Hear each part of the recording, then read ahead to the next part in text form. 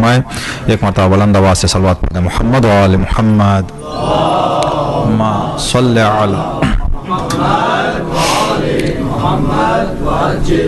مغفرت کی رات ہے انشاءاللہ. خداوند عالم اس رات کے طویل اور آج کے ذکر کے اس برکت سے ہم تمام کے گناہوں صغیرہ و کبیرہ کو معاف فرمائے. ہم سب کو گناہوں سے بچنے اور اطاعت پروردگار میں زندگی کرنے کی توفیق عنایت فرمائے. اس مجلس کو اپنی بارگاہ میں قبول فرمائے. جہاں کہیں بھی اہل بیت کا ذکر ہو رہا ہے آج مخصوصاً جس روایت کے مطابق تقریباً 95% دنیا کے ملکوں میں اور شہروں میں آج مجلس ہوتی ہے چھٹے امام کی، تو پروردگار عالم جنہوں نے 15 شوال المکرم کو امام کی مجلس کی یا آج انجام دے رہے ہیں، سب کی مجلسوں کو قبول فرمائے. صلوات پڑھ دیں. محمد و آل محمد.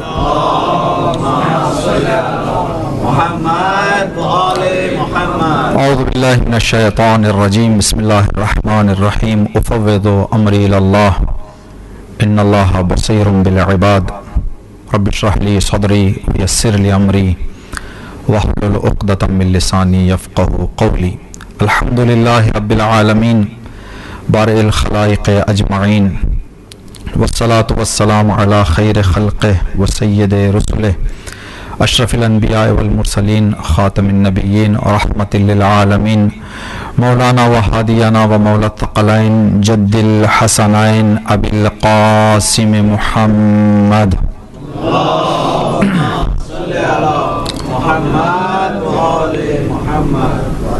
وعلى أهل بيته الطيبين الطاهرين لا سيما بقية الله في الأراضين روحي وأرواح العالمين لتراب مقدمه الفداء. اللهم عجل لوليك الفرج وجعلنا من خير أعوانه وأنصاره والمستشهدين بين يديه واللعنة على أعدائهم أجمعين.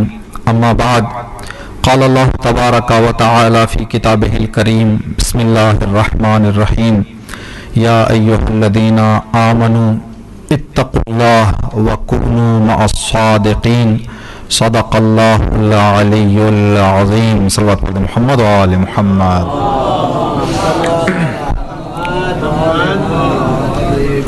مجلس اعزاء بمناسبت شہادت شیخ الائمہ امام بحق ناطق مولانا و ہادینا امام جعفر صادق علیہ السلام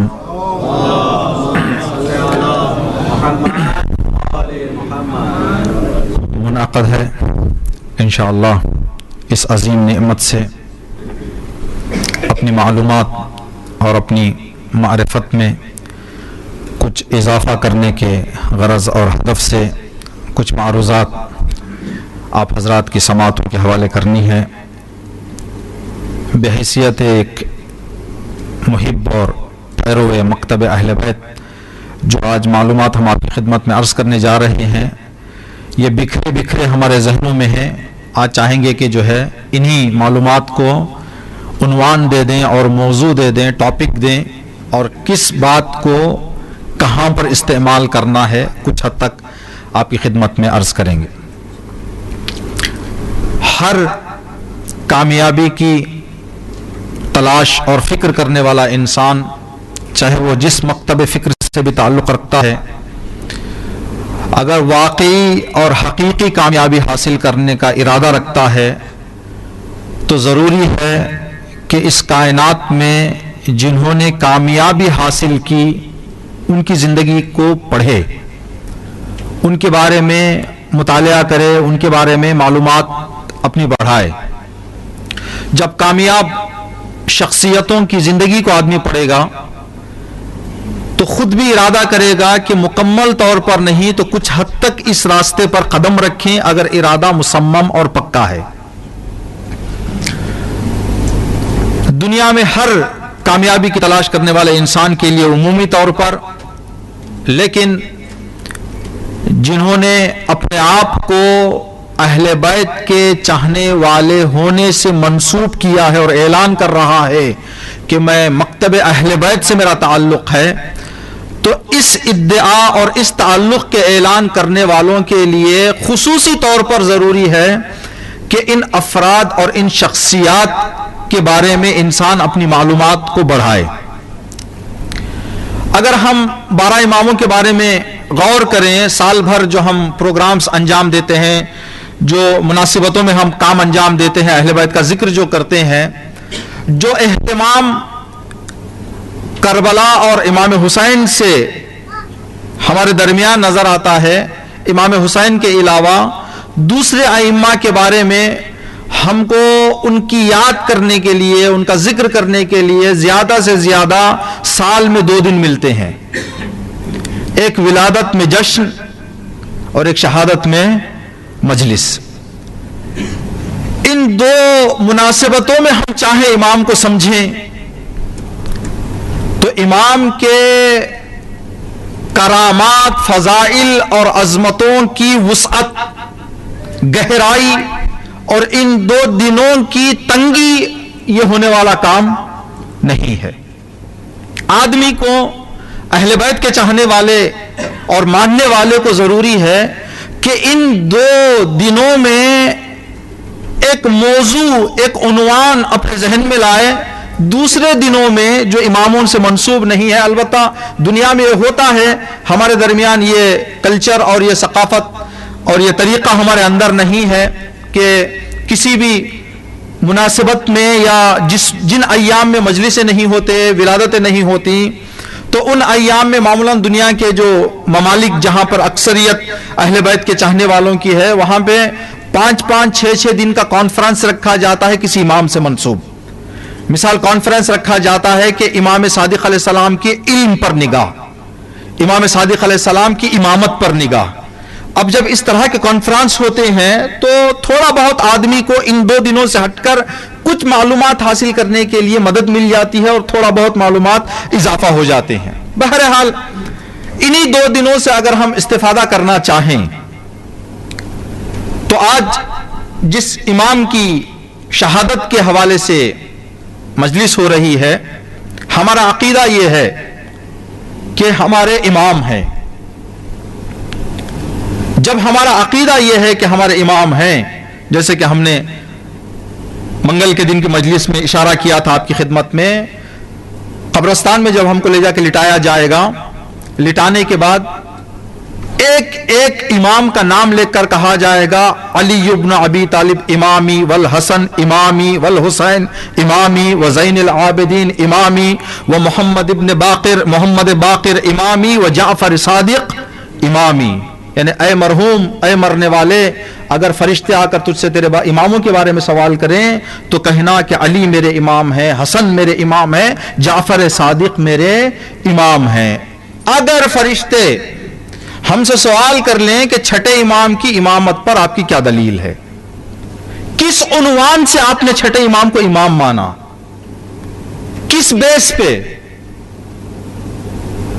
علماء کا اتفاق ہے، امام زمانہ کی غیبت سے لے کر آج تک جتنے مراجع گزرے ہیں سب نے کہا ہے کہ امامت سننے کی بات نہیں ہے، سوچنے کی بات ہے۔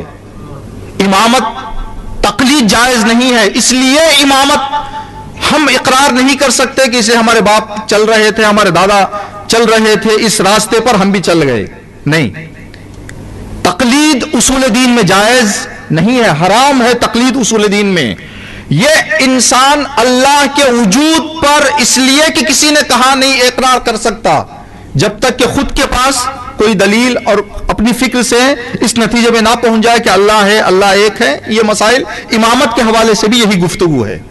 انشاءاللہ آج کی مجلس میں ایک طریقے سے 12 اماموں کی امامت کے بارے میں، یعنی ایک دلیل ہم آپ کی خدمت میں عرض کریں گے، 12 اماموں کے بارے میں بھی ہم وہ دلیل پیش کر سکتے ہیں کہ تمہاری دلیل کیا ہے کہ امام ہیں، ہم یہ دلیل بیان کر سکتے ہیں۔ ایک دلیل 12 اماموں کے لیے ہمیں کام آ جائے گی، اور دوسری دلیل خصوصی طور پر چھٹے امام کے بارے میں۔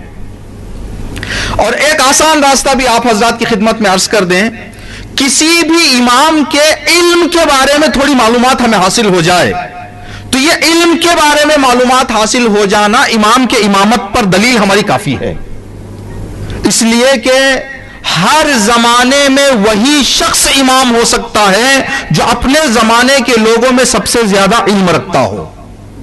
اگر اس بارے میں ایک واقعہ، ایک کوئی مطلب ہمارے ذہن میں رہ جائے تو ہم آرام سے یہ امام کے امامت کے بارے میں دلیل پیش کر سکتے ہیں۔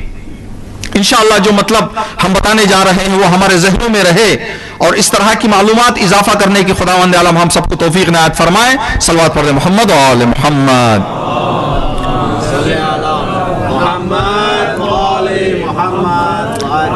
امامت کے حوالے سے چھٹے امام کے بارے میں گفتگو ہے۔ دو طرح کی دلیل ہم کو اپنے ذہن میں رکھنا ہے۔ پہلی دلیل، کیا امامت ضروری ہے؟ امامت پر کیا دلیل ہے؟ امام مخصوص کسی امام کی امامت پر کیا دلیل ہے؟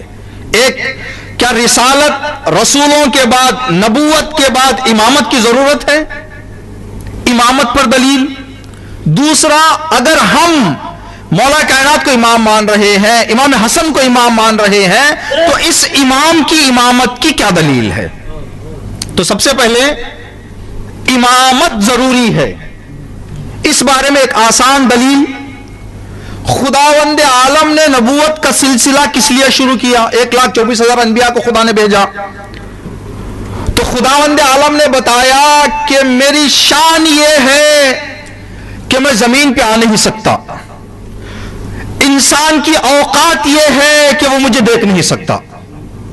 اب وہ ہدایت بھی پانا چاہتا ہے، سیدھے راستے پر بھی رہنا چاہتا ہے، تو اس درمیان کسی تعلق کا ہونا ضروری تھا، جو ایک طرف سے ادھر ملے، دوسرے طرف سے ادھر رابطہ رہے۔ اس لیے میں نے نبوت کا سلسلہ شروع کیا۔ ہم کہیں گے 1,24,000 انبیاء آئے، مسلمان دنیا میں جتنے ہیں سب کا یہ عقیدہ ہے کہ پیغمبر مکرم اسلام خاتم الانبیاء ہیں، ان کے بعد نبوت پھر نہیں ہے۔ اب اس دنیا کے بعد، پیغمبر اسلام کے بعد، کیا کسی تعلق رکھنے والے کی ضرورت ہے یا نہیں ہے؟ تو جس طرح سے آدم کے زمانے سے لے کر خاتم کے زمانے تک دنیا کو خدا سے جوڑنے کے لیے ایک وسیلے کی ضرورت تھی، نبوت کے بعد بھی وہ وسیلے کی ضرورت ہے، بس عنوان بدل جائے گا، نبوت کی جگہ آ جائے گی امامت۔ تو ہم سے اگر سوال کیا جائے کہ امامت کے لیے کیا دلیل ہے، تو ایک دلیل ہماری ہے کہ جس لیے تم نبوت کا اقرار دلیل کہہ رہے ہو کہ نبوت ضرورت ہے، وہی دلیل ہماری یہ ہے کہ اسی لیے امامت بھی ضرورت ہے۔ یہ 12 اماموں کے امامت کے بارے میں دلیل ہماری۔ اماموں کے بارے میں اور مخصوصاً چھٹے امام کے بارے میں دلیل کیا ہے ہمارے پاس کہ چھٹے امام ہمارے امام ہیں؟ کیا دلیل ہمارے پاس؟ پیغمبر اسلام، یہ دلیل ہم 12 اماموں کے بارے میں بھی ذکر کر سکتے ہیں، مولا کائنات کے بارے میں بھی، امام حسن کے بارے میں بھی، آخری امام کے بارے میں بھی ہم یہ روایت ذکر کر سکتے ہیں۔ پیغمبر مکرم اسلام نے اپنے دوران رسالت میں کئی مرتبہ اس روایت کو تکرار کیا، یعنی ایک روایت مختلف مقامات پر، مختلف مناسبتوں میں، مختلف جگہوں پر پیغمبر اسلام نے ایک ہی جملہ دہرایا۔ وہ جملہ یہ تھا کہ الائمۃ من بعدی 12، میرے بعد امامت کا جو سلسلہ شروع ہونے والا ہے وہ اماموں کی تعداد ہوگی 12۔ یہ روایت اہل سنت کی 20 معتبر کتابوں میں ہے کہ میرے بعد امام ہوں گے، میرے جانشین ہوں گے، میرے خلیفہ ہوں گے 12۔ اب صرف یہاں پر ہم ایک مطلب کو دقت کرنا چاہیں، آج دنیا میں جتنے مسلمان ہیں مکتب اہل بیت سے جڑے ہوئے جو ہیں، ان کے علاوہ دوسرے جس فرقے سے بھی جا کے سوال کر لیں کہ 12 کا نام بتاؤ، پیغمبر اسلام نے فرمایا کہ میرے بعد 12 میرے جانشین ہیں۔ اگر پیغمبر اسلام 12 کہنے کے بعد پیغمبر کو معلوم تھا کون 12 ہے یا نہیں تھا، لوگوں کو بتایا یا نہیں بتایا، اگر پیغمبر اسلام نے یہ حدیث کس لیے فرمائی، ہدایت کے لیے یا گمراہ کرنے کے لیے؟ پیغمبر کوئی کام نعوذ باللہ گمراہی کے لیے نہیں کہتے، ہر جملہ پیغمبر اسلام کا، اہل بیت کا، ائمہ کا ہدایت کے لیے ہے۔ تو اگر پیغمبر اسلام 12 کہہ دیتے، نام نہ بتاتے، ذہن میں نہ رہتا، ہر آدمی کہہ سکتا تھا میں ہوں، ہر کوئی اٹھ جاتا کہتا میں ہوں، تو غلط استفادہ کرنے کے لیے بہت بڑا دروازہ کھل جاتا۔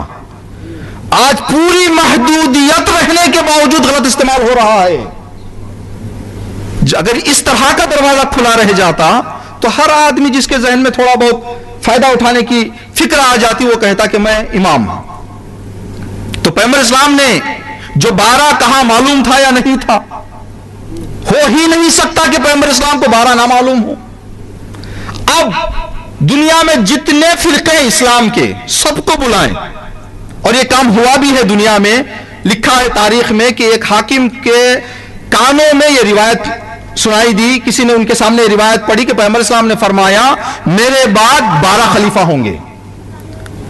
تو اس حاکم نے, اس بادشاہ نے کہا کہ آج جتنے اسلامی فرقے ہیں ہر فرقے سے 4-5 علماء کو بلاؤ, دعوت دی جائے. 4-5 علماء کو دعوت دی گئی. آپ حضرات کو معلوم ہونا چاہیے احکامی اعتبار سے, شریعتی اعتبار سے, فقہ کے اعتبار سے آج دنیا میں پورے مسلمان 5 حصوں میں بٹے ہوئے ہیں, چھٹا نہیں ہے. ہم جو امامی کہتے ہیں, جعفری کہتے ہیں, جس امام کی شہادت ہے, جعفری جو 12 اماموں کو ماننے والے, حنفی, مالکی, حنبلی, شافعی, یہ 5 احکام اور شریعت کا راستہ بتانے والے ہیں. ائمہ فقہ ان کو کہا جاتا ہے. 5 کو بلایا گیا, 5 سے سوال کیا گیا. مثال فرض کیجئے کہ پہلے حنفیوں کو بلایا, کہا کہ یہ حدیث آپ کے کتابوں میں ہے؟ کہا ہاں ہے. معتبر ہے؟ کہا ہاں. 5 کو الگ الگ کمروں میں بٹھایا گیا, ایک ایک سفید کاغذ, 12 کا نام لکھ کے لاؤ. حدیث پکی ہے, تم کہہ رہے تھے ہمارے کتابوں میں ہے, معتبر بھی ہے, تو 12 کا نام لکھ کے لاؤ. اب وہ لکھنا چاہ رہے ہیں, ایک نے نام لکھا, 5 کے کاغذ آ گئے, تو انہوں نے دیکھا کہ اس کاغذ میں جو نام ہے اس کاغذ میں جو نام ہے الگ الگ ہیں. کیوں الگ الگ ہیں؟ اگر خلفاء کو گنا جائے, پیغمبر اسلام کے بعد جو سلسلہ شروع ہوا, معتصم باللہ بنی عباس کا خلیفہ جو آخری گزرا 600 ہجری کے لگ بھگ, اس وقت تک اگر خلیفوں کو گنا جائے تو کل تعداد خلفاء کی 54 ہے, 54. اب 12 کو ان میں سے انتخاب کرنا ہے, تو ایک نے اپنے نگاہ سے یزید کو نکال دیا, ولید کو نکال دیا کہ یہ لکھوں تو شاید میں پھنس جاؤں گا, اس کو لکھوں تو پھنس جاؤں گا. اپنے اعتبار سے 12 کو لکھا, دوسرے نے 12 کو, تیسرے نے 12 کو. لیکن جب 5 کاغذ کو ایک مذہب کے 5 علماء سے, الگ الگ مذاہب کے نہیں, ایک ہی مذہب کے 5 علماء سے جب کاغذ مانگا گیا تو 5 کے نام الگ الگ. اس نے کاغذ رکھے, دوسرے فرقے کو بلایا, یہی انجام تیسرے کو. آخر میں جو بچا امامی, شیعہ اثنا عشری, 5 علماء, گنتی میں اوپر نیچے بھی نہیں. کہیں ایسے ہو جائے کہ امام حسین کو دوسرے نمبر پہ ذکر کر دے, امام حسین کو تیسرے پہ ذکر کر دے. سب نے لکھا پہلے سے علی, آخر میں مہدی. تو علماء کو جمع کرنے کے بعد بتایا کہ کیا پیغمبر اسلام تم کو گمراہ کرنا چاہ رہے تھے یا راستہ بتانا؟ یہ بات یہاں سے ہمیں معلوم ہوتی ہے.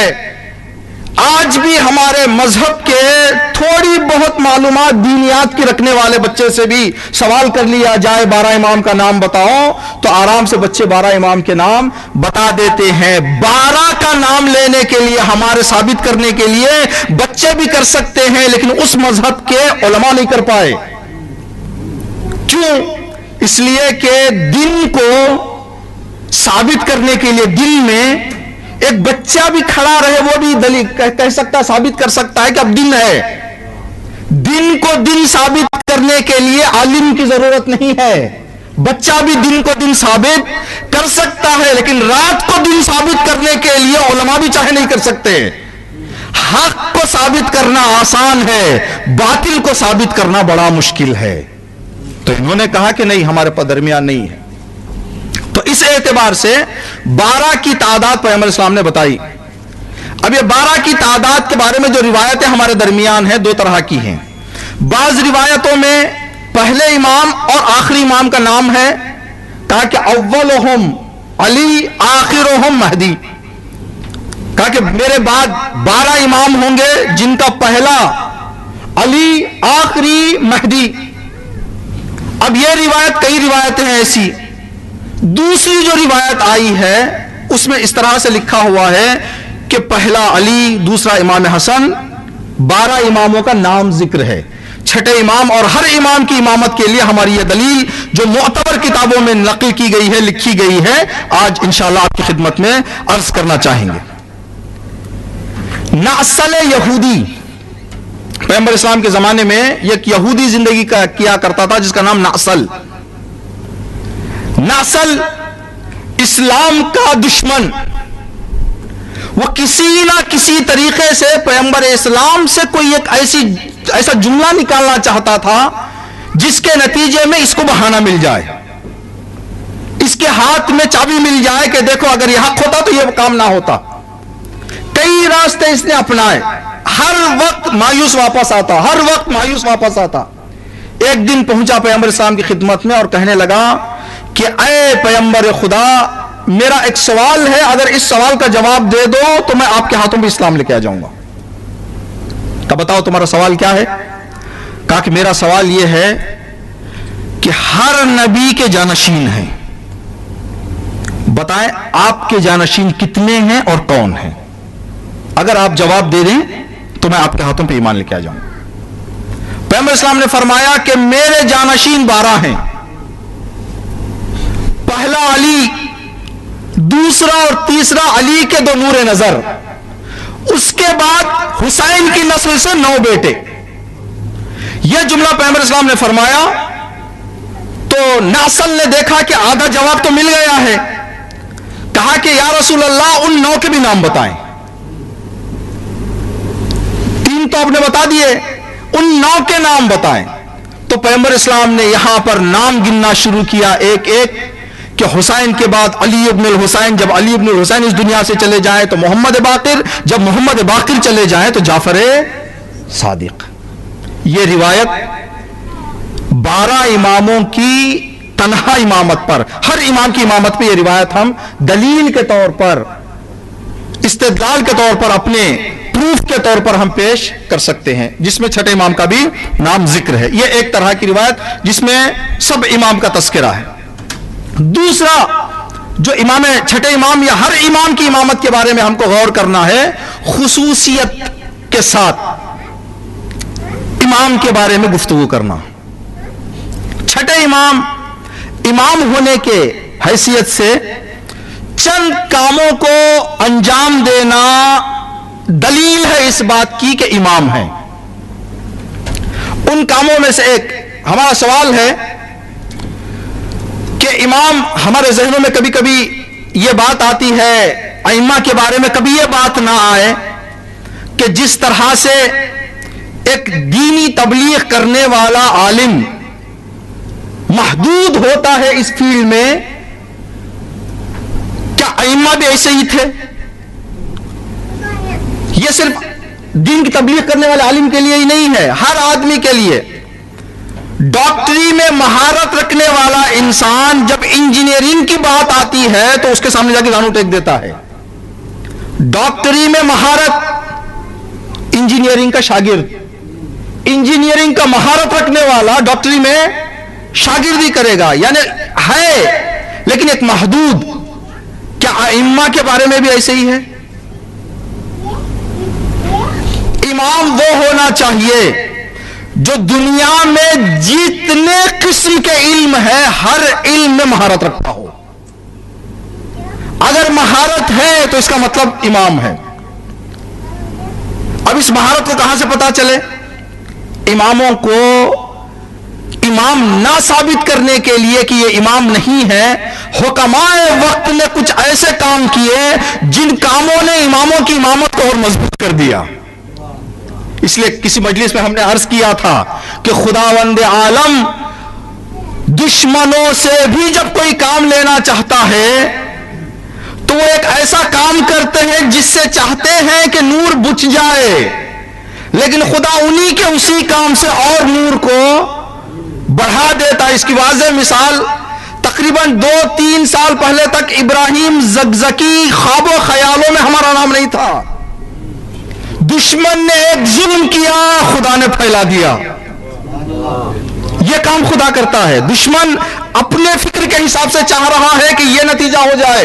خدا کہہ رہا ہے کہ تو یہ کام کر. وَمَكَرُوا مَكَرَ اللَّهِ وَاللَّهُ خَيْرُ الْمَاكِرِينَ. وہ بھی منصوبہ بناتے ہیں, خدا بھی منصوبہ بناتا ہے, لیکن خدا ہے, انسان ہے. کچھ نمونے اس حوالے سے آپ کی خدمت عرض کریں علم کے حوالے سے. منصور دوانقی جو امام کے زمانے کا حاکم تھا, چاہ رہا تھا اس کی ذہن, جو بعض انسانوں کی ذہنیت ہے اماموں کے بارے میں, کہ امام یعنی دین کا علم رکھنے والے, نماز کا علم رکھنے والے, وضو کیسے کریں بتا دیں گے, روزہ کیسے ہو بتا دیں گے, لیکن اگر ان سے دل کے بارے میں سوال کیا جائے, گرمی کے بارے میں سوال کیا جائے, سردی کے بارے میں سوال کیا جائے, بیماریوں کے بارے میں سوال کیا جائے تو یہ جواب نہیں دے پائیں گے. یہ فکر, لیکن پھر بھی دل میں تھوڑا سا ڈر کہ کہیں ایسے نہ ہو کہ اس میں بھی میں ناکام ہو جاؤں. بغداد مدینے کے ڈاکٹروں کو نہیں بلایا, کہا کہ ابھی اس زمانے میں تلاش کیا جائے کہ اس زمانے کا سب سے بڑا ڈاکٹر کون ہے. تلاش و تحقیق کے بعد پتا چلا کہ انڈیا میں ایک ڈاکٹر ہے جو اس زمانے کا سب سے بڑا ہے. کہا کہ اس کو پورے سہولتوں کے ساتھ, پورے انتظامات کے ساتھ مدینے کو بلایا جائے. مدینے کو بلایا گیا ہندوستان کے ڈاکٹر کو. ہندوستان کا ڈاکٹر جب پہنچا مدینے تو منصور نے کہا کہ دیکھ, میں جو بلایا ہوں تیرے سے کام ہے. اپنی ڈاکٹری علم کے ذریعے سے ایک ہمارا دینی رہبری کا ادعا کرنے والا, دین کا امام کہنے والا ایک شخص ہے, اس کو اپنی ڈاکٹری علم سے شکست دے دے, ہرا دے. تو جو پوچھے گا وہ دے دوں گا میں. کہا کہ ٹھیک ہے, بلاؤ اس کو. کہا پلان کیا ہو؟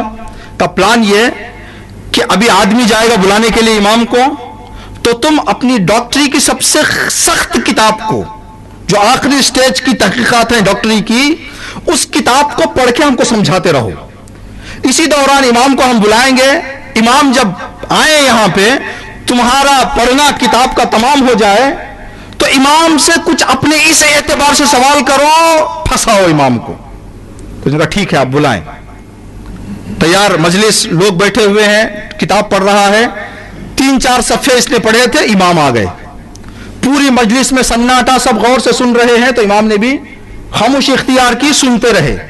جب ساری کتاب پڑھ کر ختم ہو گیا اس انڈین ڈاکٹر کا, چھٹے امام کی طرف رخ کر کے کہا کیا اس کتاب میں سے کچھ سکھاؤں؟ آپ کچھ سیکھنا چاہیں گے جو میں نے ابھی بتائے, کچھ ایکسپیرینس, کچھ تجربے, کچھ نسخے, کچھ دوائیاں, کیا اس سے آپ کچھ سیکھنا چاہیں گے؟ تو امام نے فرمایا کہ لا, ہرگز نہیں, ہرگز نہیں. کہا کیوں؟ کیا علم کو آپ کو پسند نہیں ہے؟ کیا علم نہیں سیکھنا چاہیں گے؟ تو امام نے فرمایا ما عندی خیر من ما عندک, جو میرے پاس ہے وہ تیرے سے کئی گنا زیادہ بہتر ہے. جو تو بتا رہا ہے یہ کچھ نہیں ہے, یہ الف بے ہے ڈاکٹری کا, میں یہاں تک جانتا ہوں. کہا کہ اچھا کیا بتاتے ہو, کچھ بتاؤ, ڈاکٹری کے بارے میں آپ کیا جانتے ہیں بتاؤ.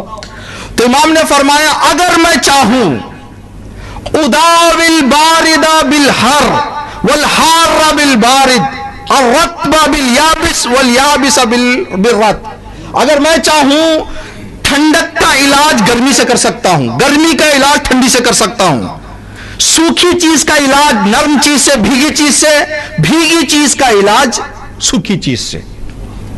اور ہماری صحت کے پیچھے صرف پیغمبر اسلام کی ایک حدیث ہے, جس حدیث پر ہم عمل کرتے ہیں اور اپنی صحت کو آگے لے جاتے ہیں. وہ حدیث کیا ہے؟ ڈاکٹر نے کہا کہ وہ حدیث یہ ہے کہ پیغمبر اسلام نے فرمایا البطن رأس کل داء, پیٹ تمام بیماریوں کی جڑ ہے, پرہیز کرنا تمام علاجوں کا سردار ہے. ہم اس دو پہ عمل کرتے ہیں, صحت مند ہوتے ہیں. تو ہندین طبیب نے کہا کہ میں جو ابھی تک لوگوں کو 1.5-2 گھنٹے پڑھ کے سنا رہا تھا, اس کا پورا خلاصہ تو یہی ہے. پورا خلاصہ جو میں تفصیل بتایا, اگر اس پوری تفصیل کو ایک جملے میں بتانا چاہے تو یہی جو آپ نے بتایا. تو امام نے فرمایا اسی لیے میں کہہ رہا تھا جو میرے پاس ہے وہ تجھ سے بہتر ہے. میرا ایک جملہ تیری پوری کتاب پر بھاری. تو کہہ رہا ہے مجھ سے سیکھو. پھر امام نے اس کی فکر کو پڑھا کہ یہ بہکا ہوا آدمی ہے, یہ بھٹکا ہوا آدمی ہے.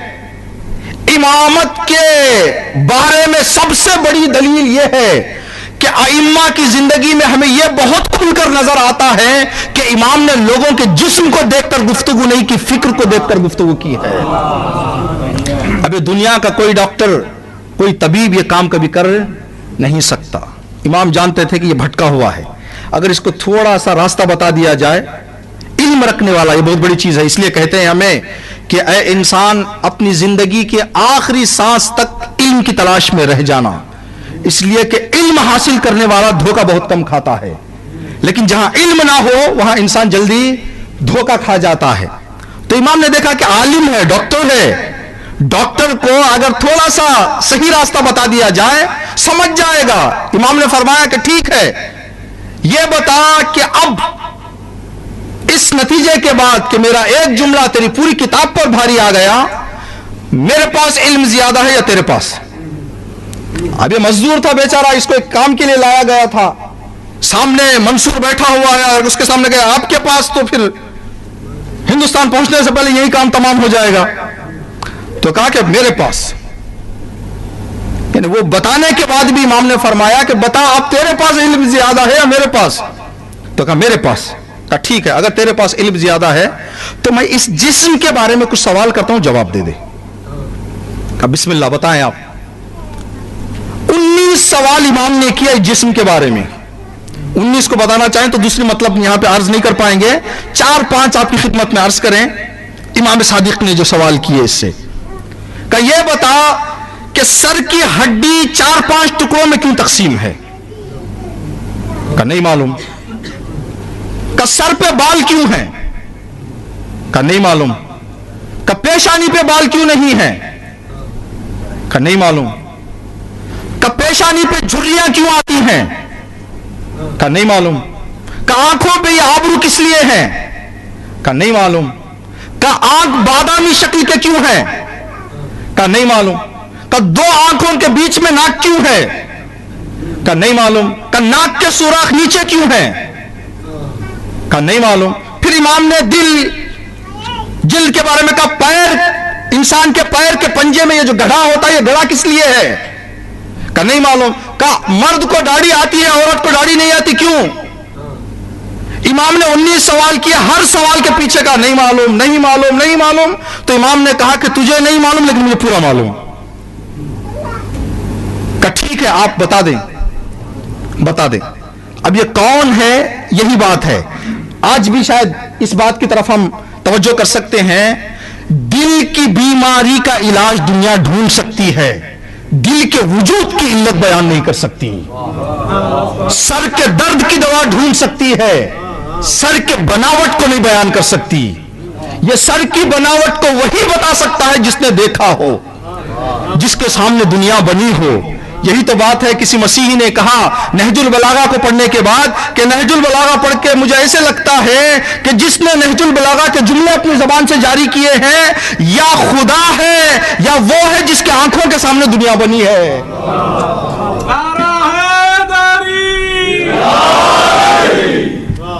یا تو اس نے دنیا کو پیدا کیا ہے یا اس کے آنکھوں کے سامنے دنیا بنی ہے. امام نے ایسے سوالات کیے, اس نے کہا نہیں معلوم. تو امام نے ہر ایک کا جواب بیان کیا. کہ سر کو 4-5 ٹکڑوں میں اس لیے بانٹا گیا کہ انسان کے بدن کا سب سے مہم حصہ سر ہے. اگر سر پورا ایک ہڈی میں ہوتا, ایک جگہ زخم لگتا تو پورا سر خراب ہو جاتا. 4-5 حصوں میں اس لیے تقسیم کیا گیا اگر ایک جگہ سے ٹوٹ جائے تو دوسری جگہ سالم رہے, ایک جگہ درد ہو تو دوسری جگہ بچے رہے. اس لیے ایک علت سر کو 4-5 حصوں میں تقسیم کرنے کی.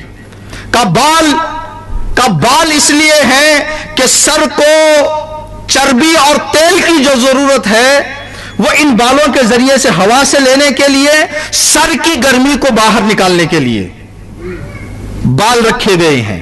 یہ علم کی تحقیق ہے کہ ہم سمجھتے ہیں کہ بال بند ہیں, نہیں, بال کے اندر جگہ ہوتی ہے جسے ایر جاتی ہے دنیا کی طرح. اسی لیے کہا جاتا مستحب ہے کہ انسان بیت الخلاء جاتے وقت سر کو ڈھانپ کے جائے تاکہ بیت الخلاء کی گندگی اور اس فضا میں انسان کے سر میں وہ چیز داخل نہ ہو جائے. بہت کم اثر ہوگا, دیر اثر ہوگا, لیکن اثر ہوگا اس چیز کا. بال تو کہا کہ پھر پیشانی پہ بال کس لیے نہیں ہے؟ تو امام نے فرمایا کہ روشنی اوپر سے گرتی ہے, اوپر سے آتے, اگر بال آ جاتے پیشانی پر تو دیکھنے میں مشکل ہو جاتی. کہا پھر یہ جھریاں کس لیے ہیں؟ کہ سر سے جو پسینہ نکلتا ہے اگر جھریاں نہ آئے تو آنکھوں میں چلا جائے گا, آنکھوں کو جلدی خراب کر دے گا. پسینے کو دونوں طرف بانٹنے کے لیے خدا نے جھریاں بنائی. کہا کہ یہ بتائیں کہ ابرو کس لیے ہیں؟ کہا کہ تو سر اٹھا کے دیکھ آسمان کی طرف. جب سر اٹھا کے دیکھا تو ہاتھ رکھ لیا اس نے. کہا کس لیے ہاتھ رکھ رہا ہے؟ کہا کہ سیدھی نگاہ نہیں کر سکتے. کہا اسی لیے خدا نے ان کو رکھا تاکہ روشنی کو تھوڑا بچا کر آنکھوں کی طرف بھیجے تاکہ آنکھیں جلدی خراب نہ ہو جائے. امام ایک ایک مطلب کو بتاتے گئے تو آخر میں آ کر اس نے سوال کیا کہ ابن رسول اللہ یہ علم آپ نے کہاں سیکھا؟ یہ کس مدرسے میں ملتا ہے, کس یونیورسٹی میں ملتا ہے؟ تو امام نے فرمایا اس کا بھی ایڈریس بتا دیتا ہوں, لیکن وہاں پر تیرا جانا بڑا مشکل ہے. کہا کیا ہے؟ میں نے اپنے باپ سے, اپنے آبا سے, ہمارے آبا پیغمبر اسلام سے, پیغمبر اسلام جبرائیل سے, جبرائیل خدا سے جس نے جسموں اور روحوں کو بنایا, ہمارا علم وہاں سے ہے. یہ بات امام کے علم کے بارے میں, یعنی اس زمانے میں جو تحقیق آج بھی دنیا نہیں کر پائی, امام بتا چکے ہیں. دوسرا ایک راستہ جو امام کی امامت کو ثابت کرنے کے لیے آسان ہوتا ہے, یہ چیزیں ہمیں کتابوں میں مل جائیں گی. امام وہ کام کرے جو دنیا نہ کر سکے. سردی کا علاج کرنا دنیا کر سکتی ہے, لیکن پیدائشی نابینا کو آنکھ دینا یہ دنیا کا کام نہیں ہے. امام کے اندر یہ قدرت ہونی چاہیے کہ یہ کر سکے. بیمار کو شفا دنیا دے سکتی ہے, مردے کو زندہ, اگر مردے کو زندہ کر دیا جائے تو اس کا مطلب یہ آدمی زمین کا نہیں ہے, یہ آدمی کا علم یہاں کا نہیں ہے, اس کا علم کچھ اور راستے کا ہے. چھٹے امام کے زمانے میں ایک آدمی چھٹے امام کی خدمت میں آیا, آ کے کہنے لگا کہ میرے ذہن میں سوال ہے. ایک غیر شیعہ آدمی گھر میں بیٹھا ہوا, ذہن میں کوئی سوال آ گیا, سوچا کہ یہ جواب اب کس سے لوں. سوچ کے نکلا کہ چھٹے امام سے جا کے بات کر لیں گے, سوال کا جواب لے لیں گے. پہنچا چھٹے امام کے پاس, گھر پہنچا تو اطلاع ملی کہ امام ایک چاہنے والا سید ہمیاری کا انتقال ہو گیا ہے, امام قبرستان گئے ہیں تدفین کے لیے. اب یہ آدمی قبرستان آیا, امام نے قبر بند کی. جب مکمل ہو گیا کام, امام اٹھ رہے تھے تو اس نے کہا کہ ابن رسول اللہ میرا ایک سوال ہے. سوال کیا اس نے, امام نے جواب دیا, کہا شکریہ, جا رہا تھا. ابھی آگے ہی بڑھا تھا کہ امام نے اس کے پیجامے کو پکڑا, کرتے کو پکڑ کے کھینچا. کہا پیچھے مڑ کے دیکھا کہ مولا کیا ہے؟ کہا کہ دریائے علم یہاں ہے, تو قحطی میں جی رہا ہے. سوچ, غور کر, سنبھل جا. پھر یہاں وہی مطلب کہ امام جسموں کو دیکھ کر گفتگو نہیں کرتا, امام فکروں کو پڑھتے ہیں. امام کو معلوم تھا کہ اس کی فکر منحرف ہے. کہا کہ آپ کیا کہنا چاہ رہے ہیں؟ کیا اس وقت روئے زمین پر خدا کے نمائندے آپ ہیں؟ کہا بے شک. کہا کوئی کام کریں جس کے ذریعے سے میں سمجھ لوں کہ آپ خدا سے جڑے ہوئے ہیں. تو کہا کہ تو جو پوچھے میں کرنے کے لیے تیار ہوں, تو بول, جو بولنا چاہتا ہے بول. یہ بھی ایک بہت بڑی دلیل ہے اماموں کی امامت کے لیے کہ مولا کائنات سے لے کر 12ویں امام تک کئی موقعوں پر جملات بدل کر امام نے فرمایا. یہ نہیں فرمایا کہ نماز کے بارے میں میرے سے سوال کرو, میں نماز کا جواب دے دوں گا. روزے کے بارے میں سوال کرو. امام نے فرمایا تمہیں جو پوچھنا ہے پوچھو. یہ چیلنج دو ہی لوگ کر سکتے ہیں پوری دنیا میں, یا تو کلام خدا یا خلیفہ خدا. کلام خدا کہتا ہے لا رطب ولا یابس الا فی کتاب مبین، دنیا کا کوئی علم نہیں ہے مگر یہ کہ قرآن میں مل جائے گا۔ امام کہتے ہیں سلونی قبل ان تفقدونی، چھٹے امام فرماتے ہیں تجھے جو پوچھنا ہے پوچھ لے۔ اب اس نے نگاہ دوڑائی، یہ بھی ایک بہت بڑی مشکل تھی ائمہ علیہ السلام کی کہ لوگ اپنی فکر کے مطابق اماموں سے سوال کرتے تھے۔ مولا کائنات شہادت کے آخری لمحات میں حسرت بھرے جملات کہتے ہوئے چلے گئے کہ اس دل میں علم کا دریا ہے جو علی لے کے جا رہا ہے۔ کئی مرتبہ میں نے لوگوں سے کہا کہ لے لو، لیکن فکر نہیں تھی جس کو اس بارے میں سوال کرتے، علی سے سوال کرتے دنیا کے بارے میں۔ تو اس نے کہا کہ ابن رسول اللہ، اس قبرستان میں میرا ایک بھائی دفن ہے، میرے بھائی کو زندہ کر دیں، میں مان لوں گا کہ آپ امام ہیں۔ کہا اچھا یہ بتا تیرے بھائی کا نام کیا ہے؟ کہا احمد۔ کہا ٹھیک ہے۔ قبر پر گئے امام، کہا یا احمد باذن اللہ و باذن جعفر ابن محمد تم، اے احمد خدا کی اجازت سے اور جعفر صادق کی اجازت سے اٹھ جا۔ کہتا ہے راوی کہ قبر پھٹی، کہا لبیک ابن رسول اللہ، لبیک ابن رسول اللہ۔ مولا کیا حکم ہے، کیا حکم ہے؟ امام اطمینان سے بیٹھے ہوئے تھے، قبر پھٹی تو بھائی کا دم نکل گیا، مردہ قبر سے اٹھ جا۔ البتہ امام کے ساتھ تھا تو تھوڑی ہمت تھی، باہر آیا، ایک جملہ کہا کہ بھائی اگر یہاں کامیاب ہونا چاہتے ہو تو ان کی اتباع کرو، دنیا میں جو کچھ کر لو کامیابی تمہیں ظاہری طور پر مل جائے گی، اگر یہاں سکون چاہتے ہو تو ان کا دامن نہ چھوڑو۔ یہ کہا چلے گئے واپس۔ اسی وقت اس شخص نے امام کے ہاتھوں پر کلمہ پڑھا۔ تو یہ امام کا معجزہ، مردے کو زندہ کرنا کوئی آسان ناممکن کام ہے انسان کسی بھی طریقے سے، لیکن جو کر دے اس بات کی دلیل ہے، ثابت ہو جائے تو امام ہے۔ اس اعتبار سے اس کے علاوہ ہر رخ سے امام اپنے زمانے کا اعلیٰ اور درجہ ان کا بلند ہونا چاہیے۔ باتیں کچھ جو ہم نے انتخاب کی تھی اور بہت ہیں، لیکن وقت کے دامن میں گنجائش نہیں، تو ایک دو روایتیں آپ کی خدمت میں امام کے اخلاق کے بارے میں۔ کردار امام، اماموں کا کردار کا امام ہونا چاہیے۔ ہر زمانے میں سب سے بڑا جس کا کردار ہے وہی امام ہوگا، ہر زمانے میں سب سے بڑا جس کا علم ہے وہی امام ہوگا۔ چھٹے امام کے زمانے میں امام کا کردار دیکھیں، امام کا اخلاق دیکھیں۔ امام نے نوکر کو بھیجا دکان پہ جاؤ سامان خرید کے لاؤ، سامان پیسہ لے کے گیا نوکر، واپس آنے میں دکان جا کر واپس آنے میں جتنا ٹائم لگتا تھا اس سے تھوڑا ٹائم آگے چلا گیا، آدھا گھنٹہ لگتا تھا تو 1 گھنٹہ ہو گیا۔ امام گھر سے تلاش میں نکل گئے نوکر کی کہ کہاں چلا گیا یہ، کہاں چلا گیا؟ امام پہنچے، دیکھا کہ ایک سائے کے نیچے سو رہا ہے، نوکر سائے کے نیچے سو رہا ہے، سائے میں ایک طرف سے دھوپ بھی لگ رہی ہے، گرمی بھی ہے، چہرے پر پسینے کے آثار ہیں، سویا ہوا تھا تو امام نے اپنی عبا کا دامن لے کر ہوا دینا شروع کی، سو رہا ہے۔ 1-2 لمحے کے بعد اس نے ٹھنڈک محسوس کی، آنکھ کھول کر دیکھا امام ہے، اٹھ گیا، کہا مولا معاف کر دیں، مولا معاف کر دیں۔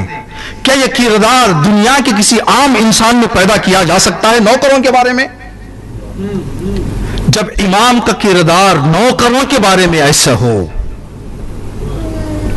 نوکر آدمی دبدبا ڈالتا ہے، حکومت کرتا ہے، لیکن یہی بات ہے کہ فاطمہ اور اہل بیت کے گھر میں جو بھی نوکر آیا جب واپس جانے کو کہتے کہتے مولا مر جاؤں گا نہیں جاؤں گا، لیکن جو عزت اس نوکری میں ملی اس حکومت میں بھی ملنے والی نہیں تھی۔ جب فضا سے کہا گیا فضا چلی جاؤ، کہا مولا میں مر جاؤں گی، اسی در پہ نہیں جاؤں گی۔ فضا نوکرانی نہیں تھی، فضا بادشاہ کی بیٹی تھی، لیکن نظر کے طور پر کچھ دن آئی تھی فاطمہ کے گھر، اب اس بادشاہت کو بھی دیکھا, اس نوکری کو بھی دیکھا, اس نوکری میں وہ عزت مل گئی کہ اس حکومت کو چھوڑ دیا. یہ اہل بیت. امام نے فرمایا کہ یہ بتا رات میں سویا تھا یا نہیں سویا تھا؟ کہ مولا کچھ فکر چلی گئی, کہیں کسی ٹینشن میں, نیند نہیں آئی رات میں, تو آیا تھنڈی ہوا چل رہی تھی تو جو ہے تھوڑی دیر سو گیا. تو امام نے فرمایا کہ دیکھ, رات تیری دن ہمارا, نہ تجھ پر ظلم کر نہ ہمارا حق چھین. اگر تو کام کرنا چاہتا ہے رات میں سکون سے سو لے, دن میں آرام سے کام کر, نہ رات تیری پریشانی میں گزرے گی نہ دن تیرا تکلیف میں گزرے گا. کہا جی مولا آج کے بعد وہی عمل انجام دوں گا. یہ ہیں اخلاق امام. امام کے گھر میں نوکرانی ہے, 7-8 مہینے کا بچہ امام کا, بچے کو کھلا رہی ہے, ہوا میں پھینک رہی ہے, واپس لے رہی ہے, بچہ مسکرا رہا ہے. امام کمرے میں بیٹھے اصحاب کے ساتھ, ایک دم چیخ نکلی, کہاں بچہ گر گیا, ہاتھ سے چھوٹ گیا, مر گیا. چھٹے امام کا بیٹا کنیز کے ہاتھوں سے چھوٹ کر گر گیا, زمین پر آیا, انتقال ہو گیا بچے کا. چیخنے لگے, چلانے لگے کہ امام کے بچے کا انتقال ہو گیا. تو امام دوڑے, امام تھرتھرا رہے تھے, چھٹے امام کانپ رہے تھے. اصحاب نے کہا کہ یا ابن رسول اللہ, پریشانی کی بات کیا ہے؟ بچہ انتقال ہو گیا, تسلیت عرض کرتے ہیں. کہا کہ نہیں, ہر آدمی کی موت کا ایک وقت ہوتا ہے, بہانا چاہیے. یہ ہاتھ سے گرنا ایک بہانا تھا, اس کا وقت پہنچ گیا تھا. میرا گھبراہٹ اس کی موت پر نہیں ہے. کہ مولا پھر گھبراہٹ کس وجہ سے موت پر نہیں ہے؟ باپ ہونے کی حیثیت سے. کہ اس بیچاری کے ڈر پر ہے. کتنا ڈر گئی ہے, اس کے ڈر پر ہے, گھبرا گئی ہے. کہا اے کنیز خدا, گھبرانا نہیں, گھبرانا نہیں. کنیز کہتی ہے کہ میں کھڑی رہی. تو امام نے فرمایا کہ جا, آج کے بعد اس ڈر کی وجہ سے جو تیرے دل میں آیا تو آزاد ہے, اپنی زندگی کر لے. یہ اخلاق امام, فکر امام. یہ سب مطالب ہیں جو امام کی امامت کے بارے میں. امام اگر کسی چیز کی فکر کے حوالے سے بلند ہونا چاہیے. اشارہ کر کے آپ کی خدمت میں بس گزر جائے ربط مصائب کے لیے. ابو شاکر دیسانی نامی ایک شخص آیا امام کی خدمت میں, کہا کہ میں خدا کو نہیں مانتا, ثابت کر دیں کہ خدا ہے, میں مان لوں گا. تو امام نے کہا ٹھیک ہے. خدا کو ثابت کرنا تھا. امام کے سامنے بچہ انڈے سے کھیل رہا تھا. بچے سے کہا کہ بیٹا تھوڑا انڈا میرے ہاتھ میں دے دے. بچے نے انڈا دیا. کہا ابو شاکر دیسانی یہ کیا ہے؟ کہا یہ انڈا ہے.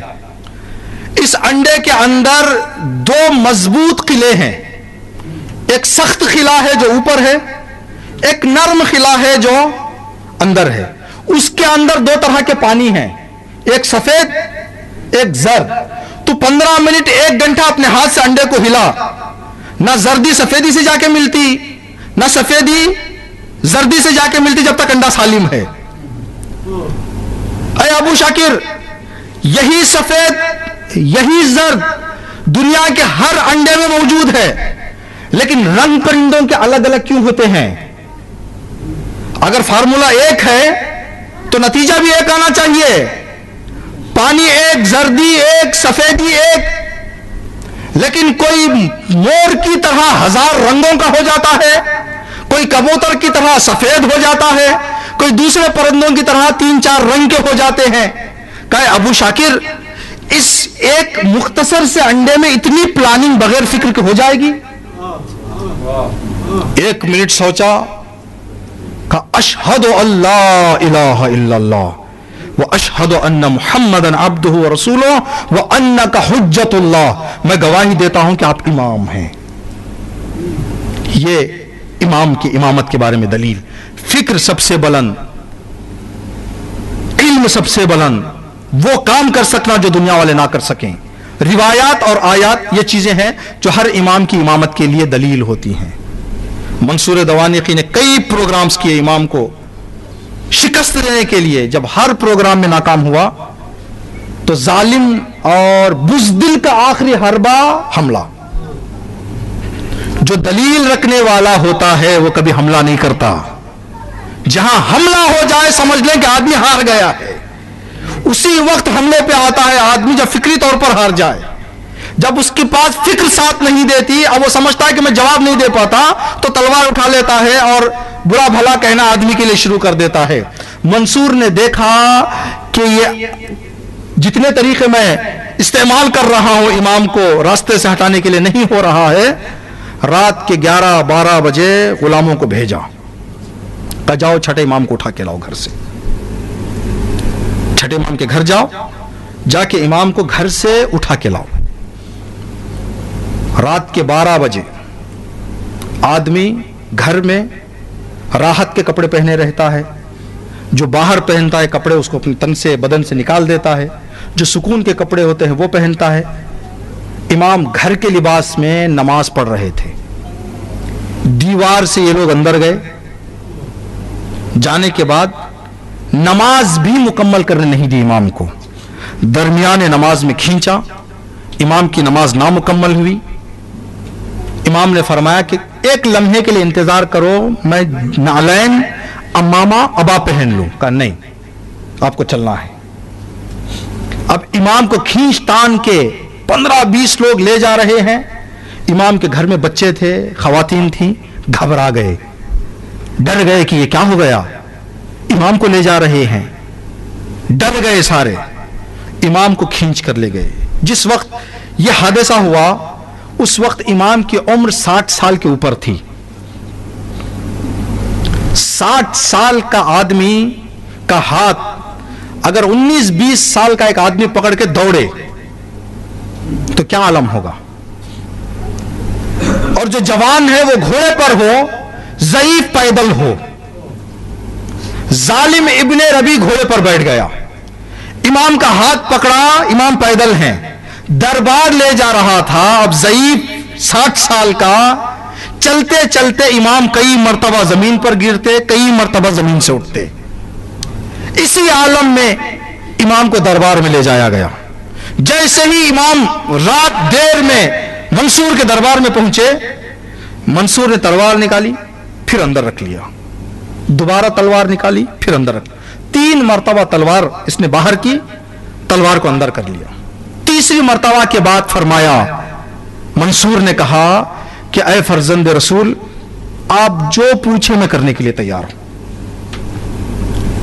امام نے فرمایا کہ ظالم اس رات میں گھر سے اس طرح اٹھا کر کے گھر والے گھبرا جائیں, بلا کے کہہ رہا ہے کہ کیا چاہیے. مجھے معلوم تھا کہ تیرا مقصد کیا ہے, لیکن جب تک خدا کا ارادہ نہیں ہوتا تو کچھ نہیں کر سکے گا. امام نے فرمایا, کہا کہ چل, جب تو نے پوچھ ہی لیا ہے کہ کیا چاہیے, 3 میری خواہشیں ہیں. پہلی خواہش یہ کہ میں جو پیدل آیا, پیدل جانا چاہوں تو دیر لگ جائے گی. مجھے جلدی گھر پہنچا تاکہ گھر والوں کی پریشانی دور ہو جائے. پتہ نہیں بچے کیا تڑپ رہے ہوں گے, گھر والے کیا تڑپ رہے ہوں گے, کس طرح بچے رو رہے ہوں گے, پریشان ہوں گے گھر والے. مجھے جلدی گھر پہنچا, یہ میری پہلی خواہش. میں کہوں گا مولا, آپ کچھ لمحوں کے لیے گھر والوں کا تڑپنا نہیں دیکھ رہے تھے تو فاطمہ صغرا کے دل پر کیا گزری ہوگی.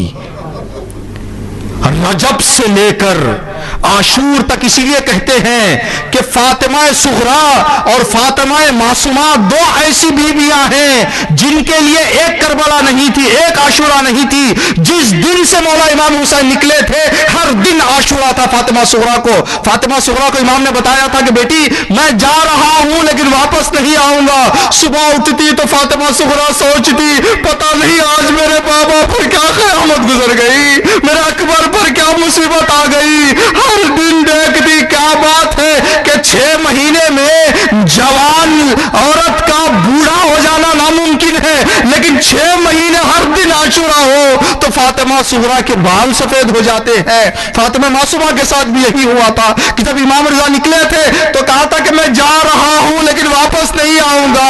امام تو چلے گئے, فاطمہ معصومہ ہر دن یہ سوچتی تھی پتہ نہیں میرا بھائی کیا ہوا ہوگا, میرا رضا کیا کر رہا ہوگا. امام نے فرمایا کہ اے منصور مجھے جلد گھر پہنچا. کا دوسری میری خواہش یہ ہے, اگر کبھی اس کے بعد بھی تو چاہے کہ مجھے گھر سے اٹھائیں, دن میں اٹھا لے, رات میں نہ اٹھا. بچے پریشان ہو جاتے ہیں, گھر والے گھبرا جاتے ہیں, یہ بڑا خطرناک ہوتا ہے. تو نہیں سمجھتا کہ کیا قیامت گزرتی ہے.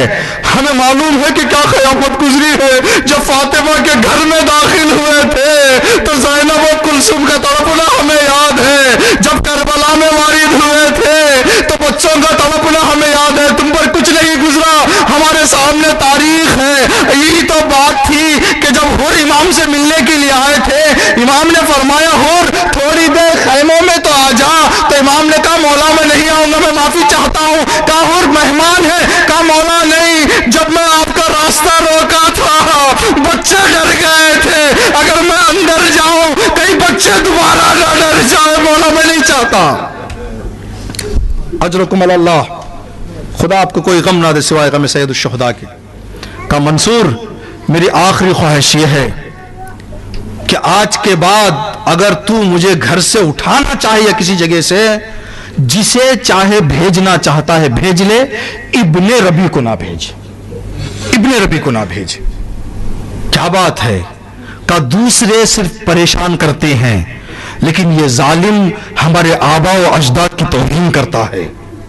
جب مجھے کھینچتا ہے تو جب میں کہتا ہوں یا زہرا تو میری ماں کی توہین کرتا ہے ظالم. یہ اس ظالم کو نہ بھیجے. ہی تو بات تھی کہ امام کاظم علیہ السلام کئی سال قید گزارنے کے بعد ایک دن اصحاب نے دیکھا کہ امام قید میں کہہ رہے ہیں خدایا مجھے موت دے دے، خدایا مجھے موت دے دے. اصحاب نے کہا مولا اتنے تکلیفیں زندانوں میں گزر گئی، کسی قید خانے میں آپ نے نہیں کہا کہ مجھے موت دے دے. آج کیا بات ہے، موت چاہ رہے ہیں. تو امام نے فرمایا کہ اگر صرف مجھ پر ظلم ہوتا تو آج تک جیسے صبر کر رہا تھا ویسے ہی میں صبر کرتا. ایک دن سندھی قید میں آیا، کل کا دن تھا کہ میرے کمر پر اس نے ایک پیر مارا، درد سے میں زمین پر گر گیا. جب میں زمین پر گرا میری زبان سے نکلا جدہ فاطمہ، میری مدد کیجئے. ابھی میری زبان سے فاطمہ کا نام نکلا تھا، ظالم نے میری جدہ کی توہین کی. اس توہین کے سننے کے بعد میرا دل نہیں کرتا کہ اس دنیا میں رہوں. مولا کاظم، مولا صادق آپ کہہ رہے ہیں کہ کچھ لمحوں کے لیے برداشت نہیں کر سکتے.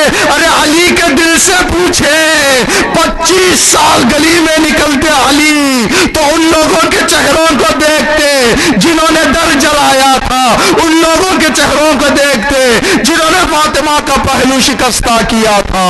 یہ وہ مصیبت جو امام کی زندگی میں ظالموں نے. الا لعنت اللہ علی القوم الظالمین سیعلم الذین ظلموا ای منقلب ینقلبون. مجلس کی قبولیت کے لیے اور اہل بیت کے درس سے منسلک اور مرتبط رہنے کے لیے چھٹے امام سے توسل کر کے انشاءاللہ ماتم کی طرف ہم جائیں گے. یا ابا عبداللہ یا جعفر ابن محمد ایہا الصادق یا ابن رسول اللہ یا حجت اللہ علی خلق یا سید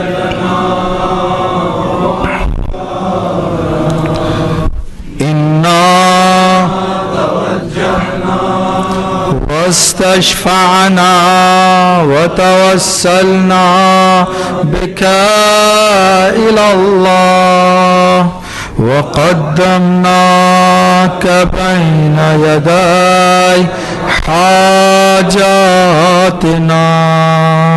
يا وجيها